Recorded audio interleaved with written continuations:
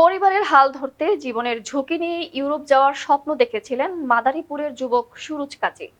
কিন্তু সেই স্বপ্নই শেষ পর্যন্ত মৃত্যু ডেকে আনলো তার জীবনে।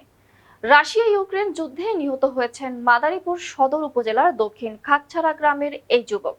সম্প্রতি ইউক্রেন যুদ্ধে ড্রোন হামলায় সুরুজ নিহত হন। প্রথমে তার মৃত্যুর বিষয়টি গোপন রাখা হলেও রাশিয়াতে অবস্থানরত দুই প্রবাসী বাংলাদেশি যুবক সুরুজের মৃত্যুর বিষয়টি তার পরিবারকে মুঠোফোনে নিশ্চিত করেন। তার মৃত্যুর খবরে এলাকায় নেমে এসেছে শোকের ছায়া। পরিবারে চলছে আহাজারি। সুরুজের মৃত্যুর খবর পাওয়ার পর থেকেই বারবার কান্নায় ভেঙে পড়ছেন পরিবারের সদস্যরা।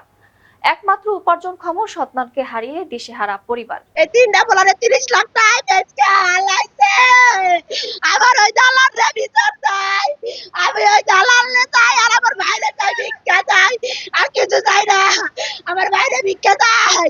আর কিছু চাই না। এদিকে প্রশাসনের পক্ষ থেকে নিহত সুরুজ কাজের মরদেহ দেশে আনার ব্যাপারে সর্বাত্মক আইনি সহযোগিতার আশ্বাস দেওয়া হয়েছে।